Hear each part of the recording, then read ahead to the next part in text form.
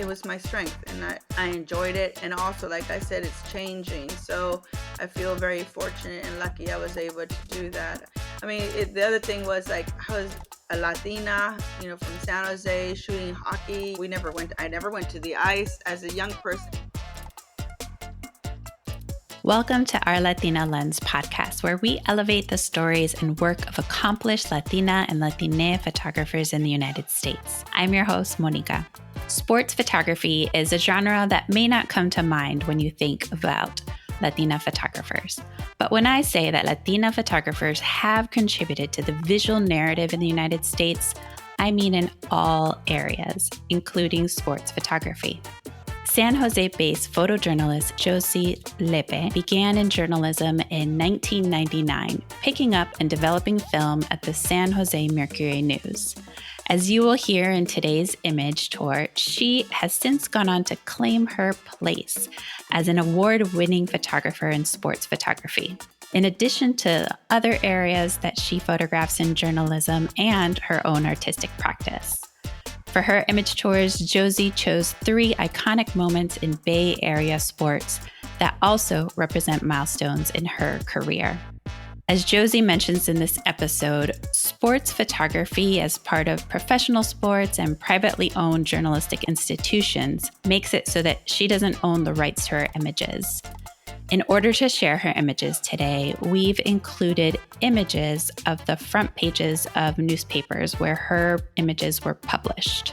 While not ideal, it does add a layer of context to how Josie's images have been shared, and I will point out that they're all front page and above the fold images, which is a place of honor in print media.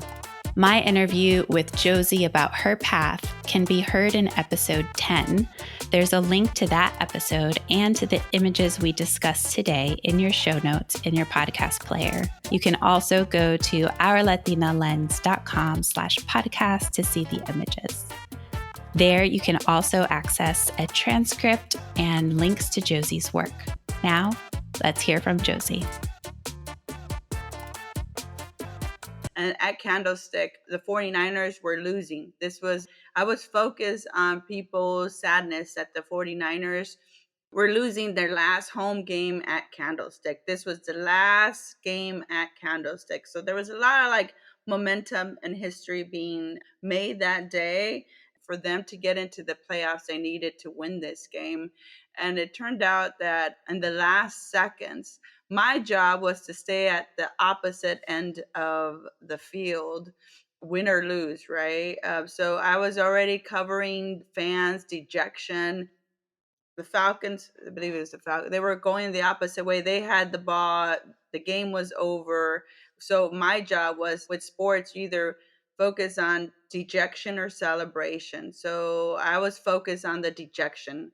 49ers fans being sad. So I wasn't even turned around. I was the only one on the opposite side of the field. There was no action on my side. I was looking at the fans. Let me see some sad fans. So I was looking for the right image that tells the story about the 49ers losing their last home game and their season was over. But then all of a sudden, I'm shooting people. Their faces switched. I hear this roaring of yelling and excitement, and I'm going, what is happening?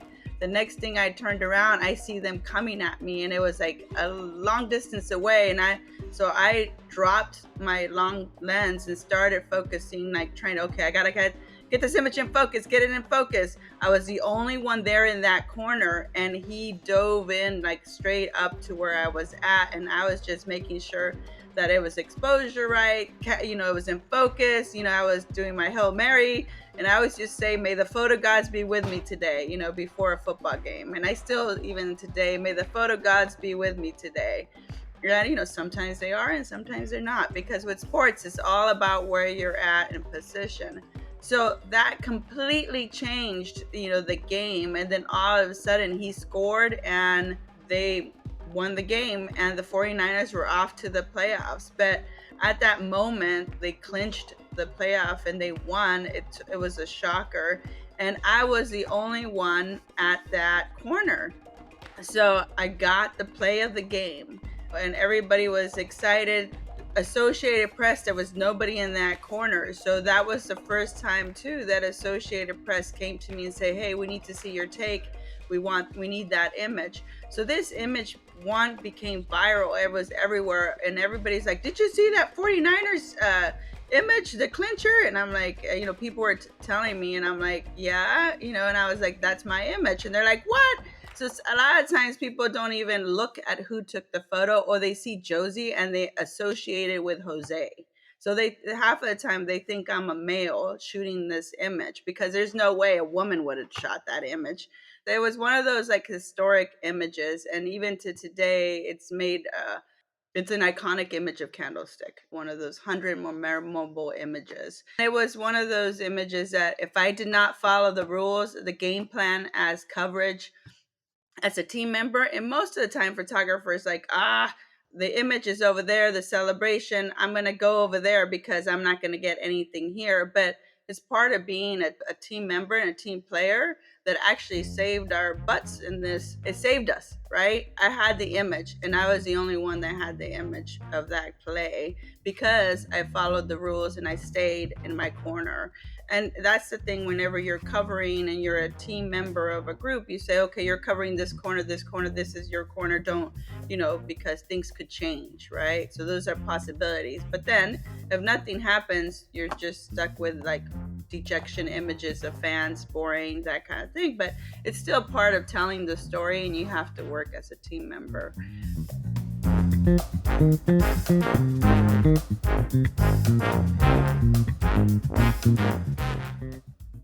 The other reason I picked this image was when I started the Mercury News fresh out of college in 1999, my job was I was part-time, drive to Candlestick, pick up film during halftime, bring it back, and develop it. So Candlestick was kind of sort of where journalism started for me, as a young photographer, and where I was inspired. So I would go pick up film, bring it back, develop it, work with a photo editor. She would mark the images she wanted me scanned. I would scan them for the next day paper. And then I started getting inspired by all the photographers and the great work they were doing. Then I was like, hey, can I come and shoot a little bit before I leave? I could get it passed to get in, shoot a little bit of football before I leave, and it made more sense because I can be with photographers and grab stuff instead of waiting. They're looking for me. And so I was more helpful, and I get to practice. So that was one of the things that was also memorable, was that this is where I got started, in photojournalism, picking up film and developing it. And it's one of those iconic and memorable images for me because it started in 1999. And here it took me, I think it was 2013. It took me a few years to get to where I wanted to be. And it didn't happen overnight. It was a lot of practice and struggle and learning the sport. Because before going and working for the Mercury News, I had never been to a sporting event. I never went to a football game, or professional or non-professional. I mean, in high school, you went to the high school football stuff, but I never really did any. I just never experienced that. So this was the work environment brought me to this new experience and opened the doors for me, in a sense, with athletics. So that's what this image is also memorable to me, that I was able to, where I started my job, my career, it's also was, there's a memorable image of Candlestick that I would contributed. So with photography, for me, it's about recording history and having that document that will be here forever, and say, once I'm gone, they can say, oh, Josie shot this image and she was here. My children can say that. But a lot of times they confuse me with Jose, so I don't know, maybe that's not going to be the case. But at least, my children would know that I shot this image.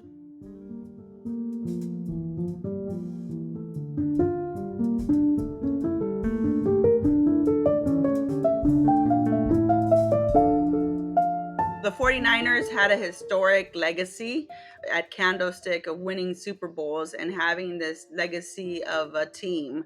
And Candlestick was that home base in San Francisco. It had been a stadium that was old, and it needed to be rebuilt, and they decided not to rebuild there in San Francisco. They moved to Santa Clara, where they had their offices and base for practice training was in Santa Clara. The games were in Candlesticks. Even though they were called San Francisco 49ers, their office base was in Santa Clara. Also, they were moving to Santa Clara. They're still called the San Francisco 49ers, but the history and the legacy of the 49ers, the team was built, it was Candlestick. Candlestick was their home. So it had this legacy built around the stadium as a winning team.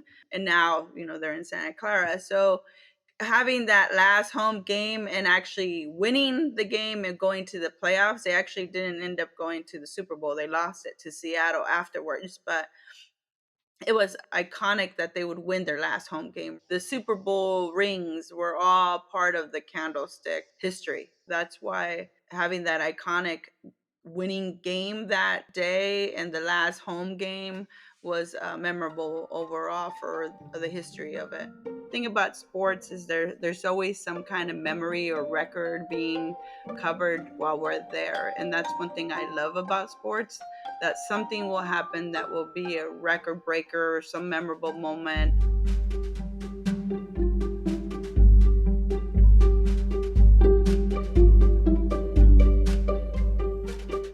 When we walk into a football game, into the stadium, you're like, okay, it was more not emotions, it was like, okay, it's the last home game, you have to cover the fans, get the arena, you have a list of items you need to focus on, a sense of place, the fans, tight, medium, wide. Like, a lot of us were working underneath the stadium. A lot of us talked about the rats going by. It wasn't like this beautiful stadium that we were covering. We were covering the history of the past. You go in at 10 a.m., you show up, and you're there from 10 a.m. to like 6 or 7, and you're rolling in images. You're constantly, you start by doing the tailgating, the fans, inside, outside, gain a sense of place of the arena, gain full stadium. I go in with the game plan, have my lenses to have a wide, my long lens, and you have to be prepared. When the image happened and at the end of the game, I was like, whoa, that totally was a game changer. We're stressed, we're on deadlines, where there's a lot of things going on in our brains that sometimes, like, there's no feelings. I get lost in the camera. I don't get excited in the sense that, like, wow, this is the last game and I'm excited about football. It's more, I'm excited about, oh, I got to get the shot. I always have to prove myself. This image, then the next game I have to prove myself again. So it's never enough. It's always, you have to try to keep on building your momentum as being a photographer. Being at the right place at the right time is helpful, but also being prepared for the game is helpful.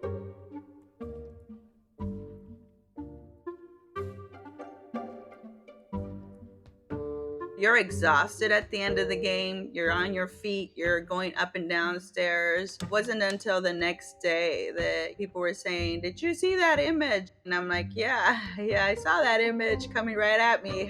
Being at work, they're like, "Hey, great job," sticking to the routine. So it wasn't until the next day that it was like a memorable image. But the problem was that this would have been a more memorable image if they would have beat the Seattle or gone on to the playoffs and it was over by the next round. So then it was now history, right? But it was 15 seconds of fame or whatever they say the next day.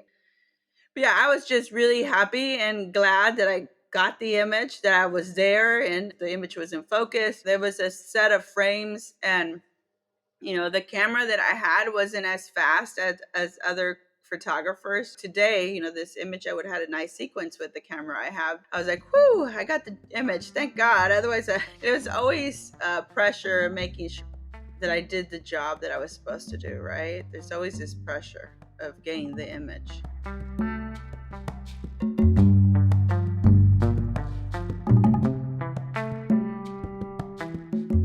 I feel like it's historic. I'm glad that I was able to contribute because, with photography and being in journalism, the thing that I always wanted was somehow to contribute to history, leave something behind as a legacy, be part of that contribution. Photography, we're record keepers, right? And I think I'm a documentarian. It's important to me, and I love the action, the moment, things happen so fast, and getting that instant moment of a play and being at the right place. I feel like I contributed to, the history of California and the history of sports. Whether I am remembered or not, that's not important for me. Is that I got to live my dream. That was the ultimate thing, that I grew up in downtown San Jose in the barrio. I would have never thought that I would have been a photographer, or shooting sports. I never went to the sports. I was never really brought up to like either do folklorico or any sport. So for me to get the opportunity to cover sports, it's a dream that most people are passionate about and dream about, right? So, and I got to do it. And for my hometown paper was the other thing, that, I grew up with the Mercury and being here in San Jose, and I got to do it for my hometown paper.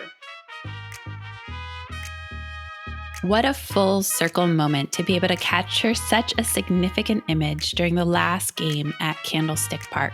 I love that it was how Josie tuned into the fans' emotions that clued her into the fact that she needed to turn around, and that provided that opportunity for her and the winning team's shot. Next, Josie claims her right to her spot and opportunity to do the work she loves in the face of clear sexism in order to capture another winning shot.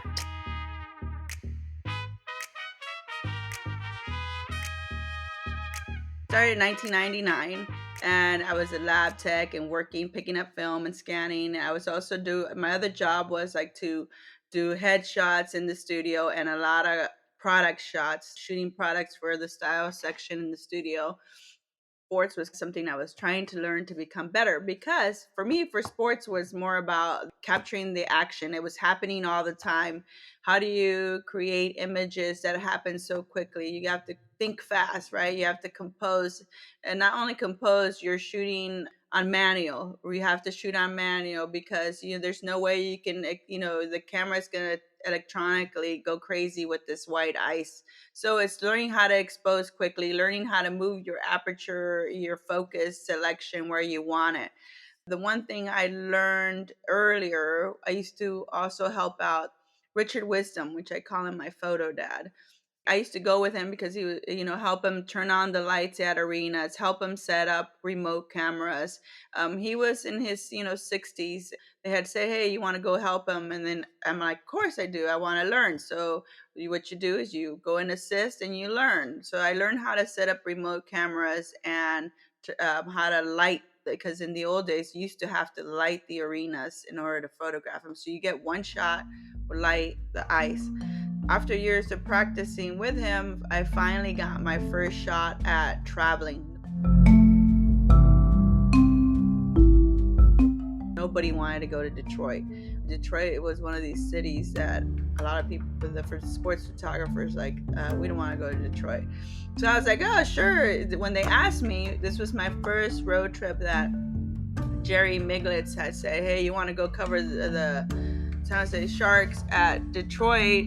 They're in the playoffs." So I was like, of course, this was the opportunity I've been waiting for, to get to travel, because almost in the old days, all the sports photographers used to travel. And going to Detroit was like Joe Louis Arena. I love shooting hockey. I was really passionate about. It was here in town, so it was easy for me to go when I could go and practice with one of the photographers, and setting up remotes. Like, you got these amazing images. So this was my first road trip to Detroit. We're always on a budget. The photographers are on a strict budget. So I ended up in this hotel, and then ended up having ants and bed bugs in it. So I had to move. And so the whole night was just terrible experience with the traveling. So finally I got to a different hotel, and then the next day I got to get up early, go set up. And with remotes, you have to show up like 3 hours, 4 hours before the game. You set up the cameras on top of a catwalk, which is like hundreds of feet up above the ice. So I had shown up and say, "Okay, I had sent emails. I would like to set up a remote camera." And they're like, "Sure, come and show up at this time." So I showed up. And then the gentleman that was escorting us to where we needed to go up to the catwalk, all the way up, like hundreds, he looked at me. He goes, "I don't think you can handle this." And I'm going, why not? I do this in San Jose. I've been doing this for a while now. He's like, I don't think you're going to be able to handle our height. You have to kind of go over a barrier that there is nothing underneath. So if you fall or something fall, you're going on the ice. And I'm going, well, why don't you give me a chance? Just show me. I'll bring my stuff up. If I can do it, I will do it. If I can't, I'll let you know. But and there was a group of us, and it was mostly all men, and I was the only female. I've had other women wanting to do this, and they just can't cut it. And I was like, well, I want you to take me up there and let me see for myself if I can handle this. I've done other arenas.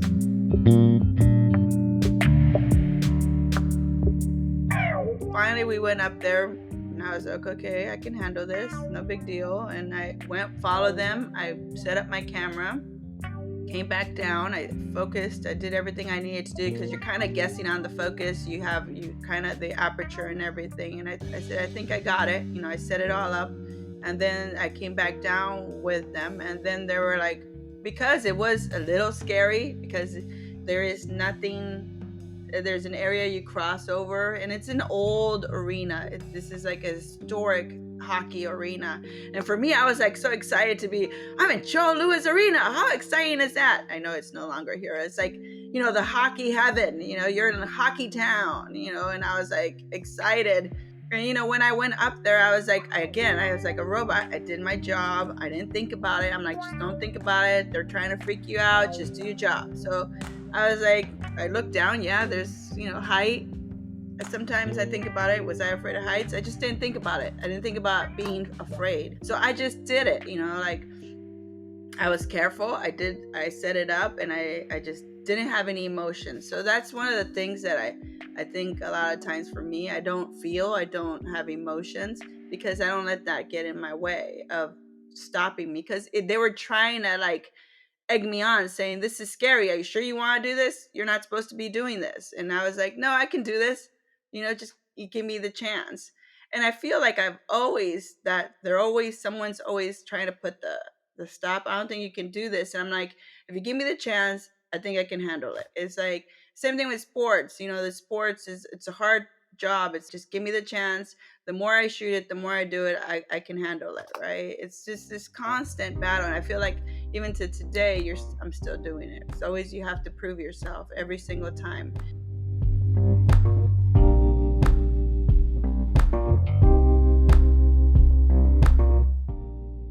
I get the assignments because they know I can handle it. I get the assignments because they know I can meet deadlines.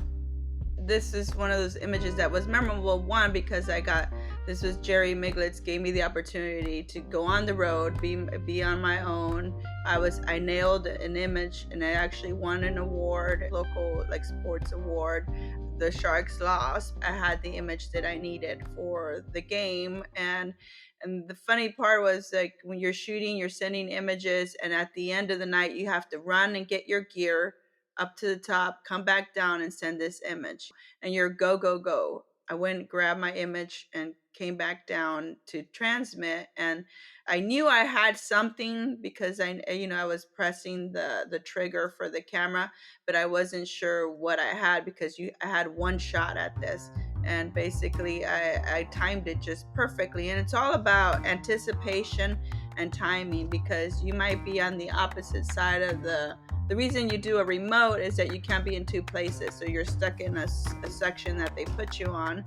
The puck's on the other side, you can't shoot it. So the second body covers that area. And I was able to, watching the game, anticipate exactly when to press down the button so the camera would trigger. And sometimes there's a delay, and sometimes the radio from down at the ice all the way to 100 feet up high, it doesn't always necessarily go, but you just have to really anticipate and have it go right before. And it was that perfect telltale sign of the story of the game. The Sharks ended up flat that day, and the image was perfect for it.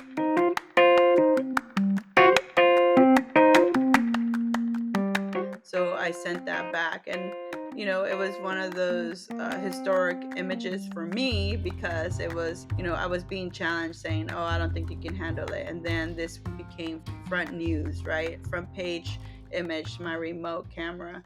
And also while I was there, I was also challenged. I don't think you belong here. And I'm like, this is where I was told to be, and this is where my spot, because with hockey there's ice levels and positions.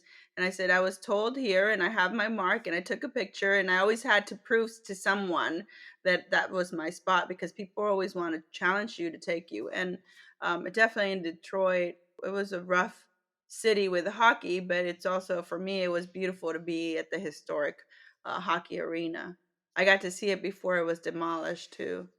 I love this image, one, because it was my first road trip, and it took me from 1999 to 2010 to get on, be on the road. Of course, I did like little sporting events here in the Bay Area, because we are so rich with Pebble Beach. I was at the 100th Pebble Beach anniversary. There was different things I contributed in some sense. I was always, Josie, you do the sense of place. My job was go get a sense of place, or there's certain photographers that were doing the action. I was doing kind of the sense of place and fans, the atmosphere. So I was always contributing in some sense, but this was my first like on the road on my own.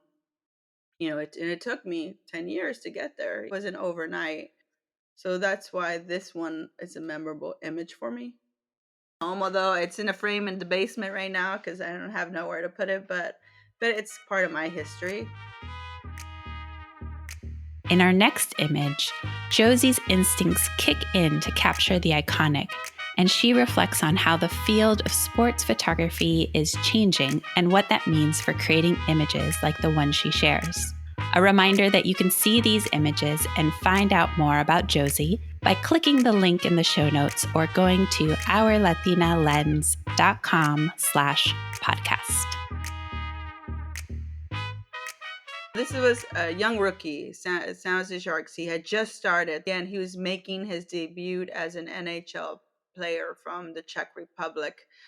We were at SAP Arena, which is the downtown San Jose arena. And at the time, 2010, the stadium was full. There was definitely a lot of activity. Hockey was really popular. You had all the box offices, tech companies always had the stadium full. Compared to today, the hockey's a little bit, hockey and soccer tend to not be a sports that it's very dominant here in the Bay Area or in the States. They try to be as much as possible. It was one of those years that it was a full stadium. So he did have a large audience. There was a lot of excitement in hockey during this game. But afterwards, they did a portrait of him. He was 19. He barely spoke any English when he got here, but I think his life changed after that day. He went out there and just really killed it. Had 3 goals in the game, and that's usually called the hat trick. So I was so focused on the hat trick, and then he also scored a 4th goal. But to me, I was like, well, the hat trick is important, but I hadn't seen what the image, because I was so focused on shooting, that when you shoot, if you don't see the image happen, it means you have it. If you see the image happen in your screen, it means you don't have it, because you basically, you saw it, so you didn't shoot it. So it's one of those things. So I was like, I had not seen what had happened. So the 4th goal, he shot the image. If you see underneath, the stick is in between his legs. He had done this historic goal between his legs, and the puck going in was something that I had not seen in the camera, because I was busy shooting the image. And my thing was always, I was always told, make sure you have the puck in the image, make sure you. So I followed the puck always. So I wasn't so much focused on him. I was following the puck and the player. I was editing, and then the team photographer goes, did you get it? And I'm like, what do you mean, did I get it? I'm sending the hat trick picture. He's like, no, the more important picture. And I'm like, what are you talking about?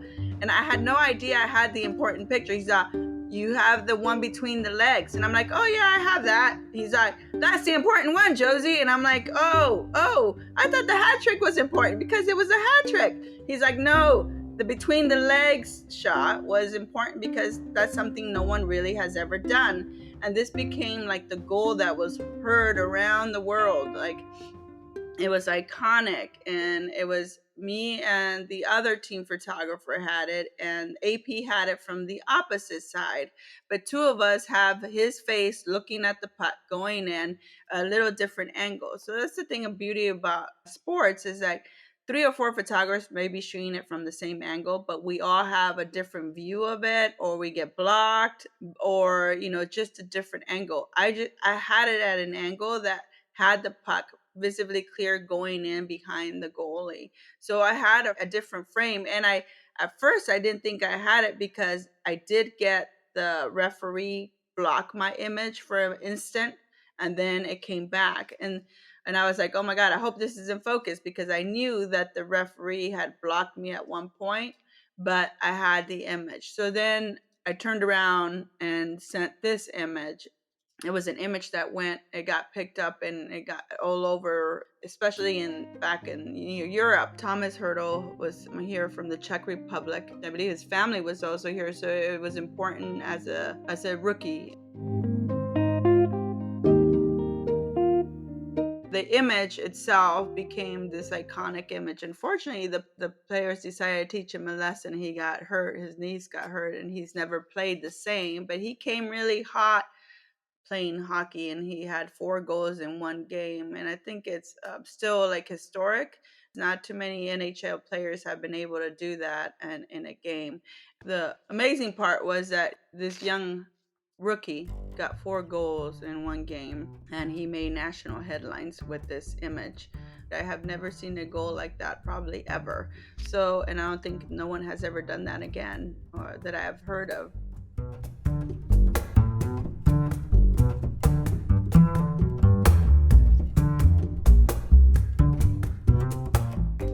Hockey was one of the sports I love to photograph, because different every time. It's fast. You're shooting through a small window. They're making it more and more and more difficult, where now you can't shoot 10 feet in front of you. So you have to close the window, because they don't want the players have gotten hurt. The lens hood dropped into the ice while the game is playing. So now the NHL has more and more rules. And the other thing was, like, a player, I think, broke his finger through putting his hand through the hole. So they're making changes with sports. Sports is very difficult. The leagues own the images, right? We're there to cover what's happening, and reporting back for the news. But in general, we're there, as observers, and we're being invited. But most NHL, NFL, they all want to control the images that they create for the sports, and it's all about money.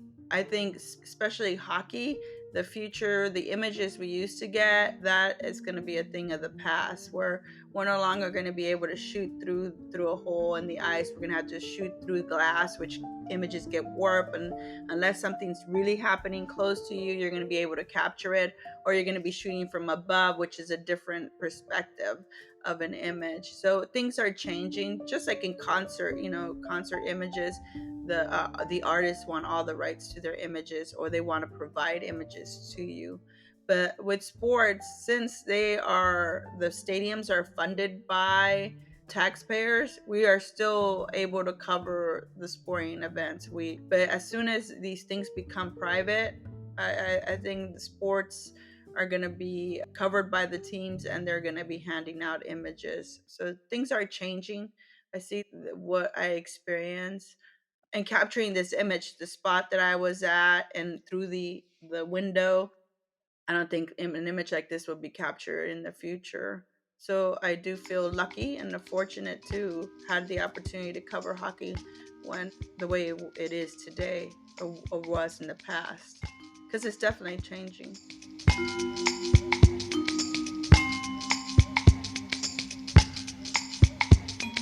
I was going through my iCarve and thinking what images represent my work, right? One of the sports that I was always found that I was passionate about and strong as a sports photographer was hockey. I really love to shoot hockey.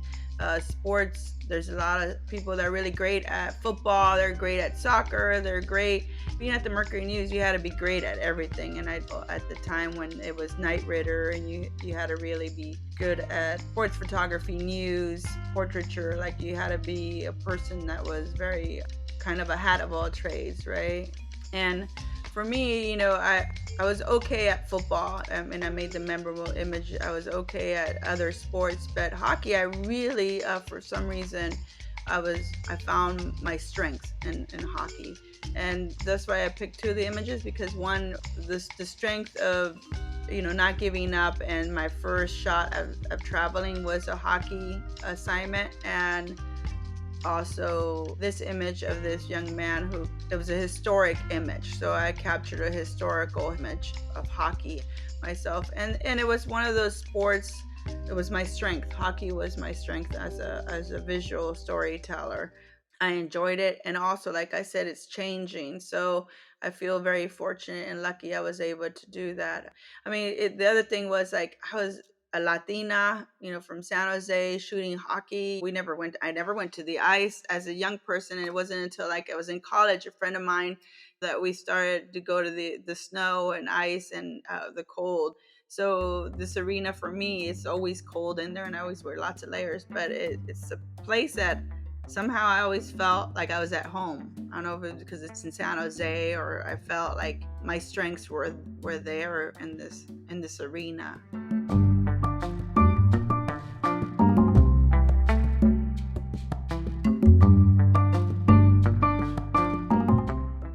I've always wanted to shoot the Olympics. That's one thing I regret, that I never, as a staff member, I never got to shoot the Olympics, and I always wanted to shoot the Winter Olympics, because one, hockey was part of it. To cover the U.S. hockey team was one of the dreams I had. I don't know if I ever get to that, but it was something I had dreamt about, covering the Olympics and the Winter Olympics. That's the only thing I regret that wasn't able to cover.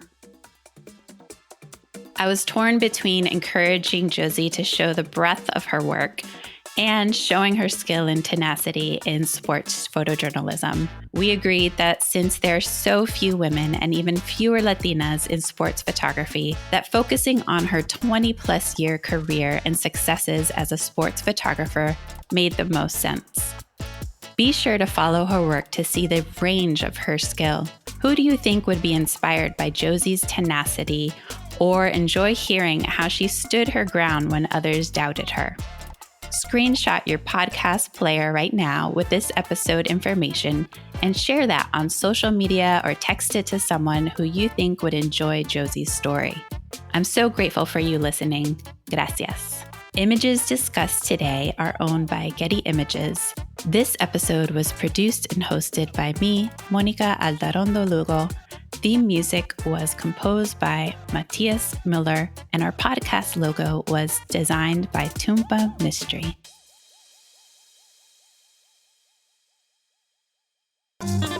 L'Ancla Creative.